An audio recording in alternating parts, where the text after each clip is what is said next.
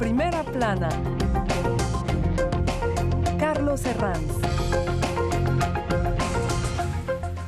Bienvenidos en Primera Plana, un programa de Radio Francia Internacional y de France 24. Esta semana ponemos el foco en la nueva guerra espacial. Ya verán qué tema tan interesante. Para ello contamos en ese estudio con dos invitados. Israel Ayala es periodista independiente especialista en temas de nuevas tecnologías. Bienvenido, Israel. Hola, Carlos. Muchas gracias por la invitación. Y contamos también con Manon Bermenús, que es periodista económica especialista en defensa y telecomunicaciones. Bienvenida, Manon. Hola, Carlos. La nueva guerra espacial hoy en Primera Plana. Bueno, pues en este 2019 hemos cumplido los 50 años de la llegada del hombre a la Luna. Parece lejano aquí el 1969. Y ahora, 50 años después, hablamos de una nueva guerra espacial, con bastantes diferencias respecto a aquella de la Guerra Fría. Ya no solo hablamos de la dicotomía entre Rusia y Estados Unidos, sino que añadimos otros actores como, por ejemplo, China, la India o Israel. Ya nadie duda de que el espacio es el próximo campo de batalla. De hecho, en las últimas semanas hemos escuchado muchas noticias. Por ejemplo, que Donald Trump ha anunciado un nuevo comando espacial, la India, que ha fracasado en su intento de llegar a la Luna, y Rusia, que ha anunciado que va a crear nuevos misiles. De todo ello vamos a hablar hoy en este tiempo, pero antes vamos a repasar, como hacemos siempre cada semana, algunas de las portadas de la prensa. El diario francés L'Humanité. El espacio de una nueva guerra, dice este diario francés. En España, diario La Razón, 2024, el regreso. Estados Unidos disputa con Rusia y China la carrera espacial que hará que el hombre vuelva a pisar la Luna, dice La Razón. El diario Times en India dice por su parte que India se lanza a ese selecto club del llamado La Guerra de las Estrellas. Recordemos su intento fallido de llegar a la Luna este verano. El que sí tuvo éxito llegando a la cara oculta de la Luna fue China, si lo recuerdan, hace unos meses, como recoge esta portada del diario ABC, que lo calificó de hito histórico. Bueno, Israel, ¿podemos hablar de una nueva guerra espacial? Yo creo que podemos hablar de una guerra espacial, pero no de la misma manera que hace años atrás. Sí. Más bien, yo creo que de lo que vamos a hablar es de una disputa por el espacio. De una disputa por el espacio. Esta disputa por el espacio poco tiene que ver con aquella de la Guerra Fría. ¿Qué paralelismos o qué diferencias hay entre ellas, Manon? Pues es que no asistimos a un enfrentamiento entre el bloqueo del este contra el bloqueo del oeste, sino a un enfrentamiento entre más actores públicos, como contamos con Rusia, con Estados Unidos, pero también con China, India, y el incremento de actores privados como SpaceX o Blue Origin, que pertenece a Jeff Bezos de Amazon. Presten atención, de todo lo que vamos a hablar hoy en el programa, mis compañeros han elaborado un vídeo para de forma didáctica entender los principales movimientos y estrategias de las potencias en esta nueva carrera espacial. La nueva guerra de las estrellas. Huele a Guerra Fría. Estados Unidos, Rusia y China se preparan para el próximo conflicto. Se juega en el espacio cercano donde orbitan satélites civiles, militares o de doble función. Estos satélites que guían tanques en el desierto, que permiten a soldados comunicarse o pilotar un dron de reconocimiento. Las grandes potencias militares están desarrollando armas espaciales. La defensa china tiene la mira en satélites que pueden sacar a otros de órbita. La rusa ha optado por un láser destructor y la estadounidense está por crear una nueva defensa espacial de aquí al 2020. Washington quiere también alejarse del RD-180 ruso, que durante más de 20 años ha puesto en órbita a bajo costo los satélites estadounidenses. Jeff Bezos y Elon Musk, los gigantes de la neoconquista espacial, se están repartiendo el pastel millonario de lanzamiento de estos objetos. Desde ya un satélite puede espiar a otro o modificar sus funciones. Para defenderse, el que es atacado puede interferir la señal del atacante o alejarlo. La ministra de Defensa francesa admitió que un satélite francés tuvo que recurrir a estas técnicas ante un artefacto ruso que se había acercado demasiado. Francia está por integrar un nuevo comando dedicado al espacio en donde no existe una reglamentación. Expertos advierten que la defensa francesa es peso pluma ante Washington, Moscú o Pekín, y esto no tiene nada de ciencia ficción.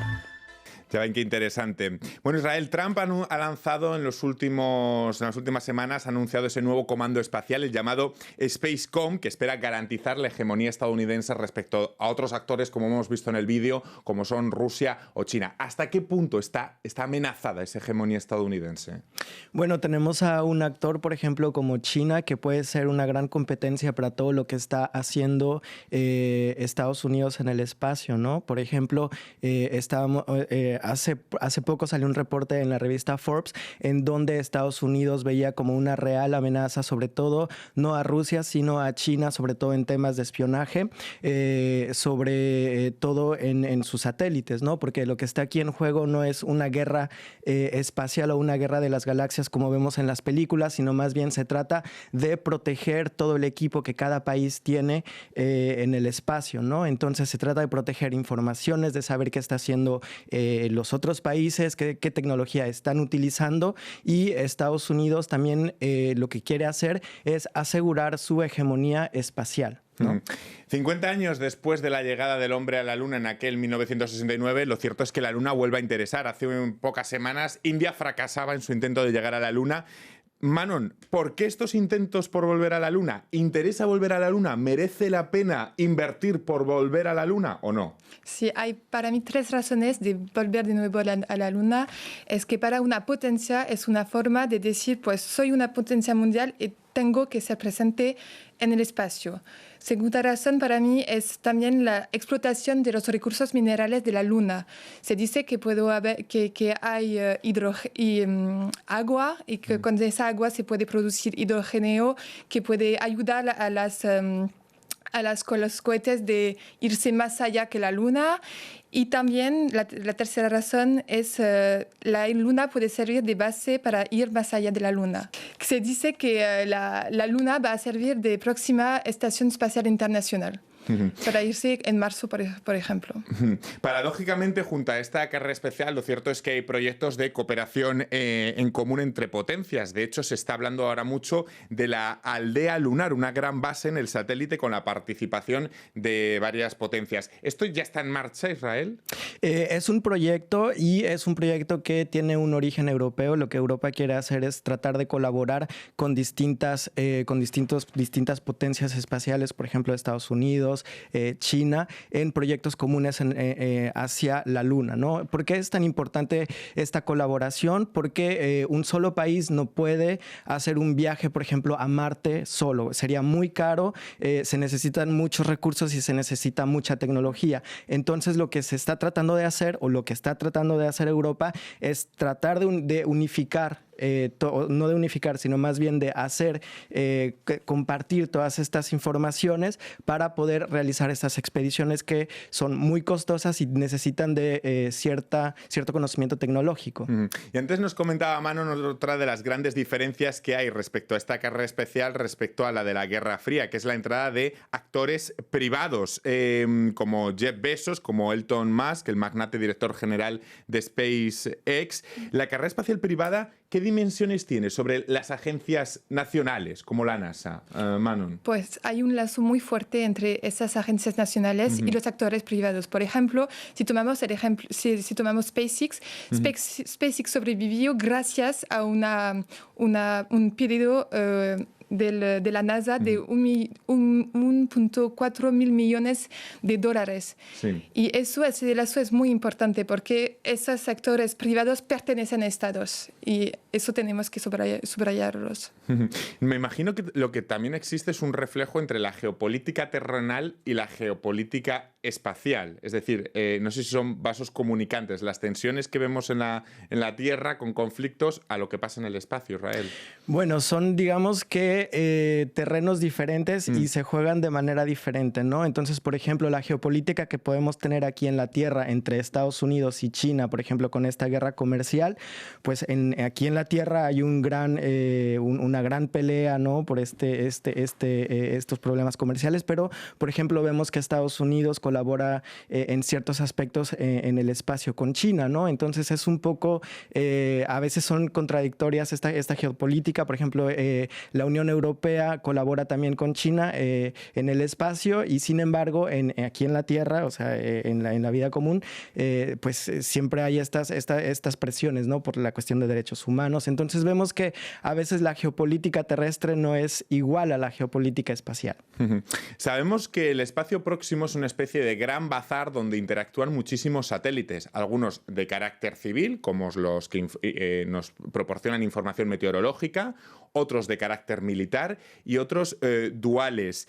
Se habla incluso de que hay demasiados y que hay incluso saturación. Y claro, la pregunta que nos hacemos es si no existe una reglamentación internacional en el espacio próximo, si cada uno puede enviar lo que quiera al espacio. Manon. Es que al origen existía un tratado que fecha de 1967 que decía que el espacio es tratado como las aguas internacionales, es la misma reglamentación. Pero hubo una ruptura en 2011. Se empezó a votar para la Space Obama Act, que fue promulgado en 2015, que dice que la explotación y el acaparamiento de los recursos naturales por actores privados en el espacio, que es posible para los actores privados de acapararse esos recursos minerales y antes no era posible. Por eso una guerra puede empezar con esos acaparamientos de recursos minerales si van a descubrir, no sé, por ejemplo, sobre la Luna, el helium 3 que es utilizado en la fusión nuclear, por ejemplo, no sé, puede desarrollarse en una verdadera guerra económica en ese ámbito. Entonces, ¿sería conveniente que existiera una reglamentación, Israel, respecto en los próximos años? Sí, de hecho vamos hacia allá. Yo creo que en un futuro, por ejemplo, es importante señalar que la OTAN en 2019 va a declarar al espacio como un campo de batalla. ¿Qué quiere decir esto? Pues que tenemos en el espacio pocos actores, pero que están haciendo gran cantidad de cosas y no hay nadie que los regule, ¿no? Entonces vamos hacia una reglamentación del campo de batalla, ¿no? Como lo va a llamar la OTAN. Entonces, sí, yo creo que por eso es que hay tanto interés de varios países en ir allá, tener un pie en el espacio, en la Luna, para así poder tener también una parte que decir en la reglamentación. Ya ven, muy interesante cómo se presenta esta nueva carrera espacial. Nosotros nos vamos a ir unos instantes a hacer una pausa. Despedimos en este punto a los telespectadores de France 24 y continuamos nosotros aquí en Primera Plana.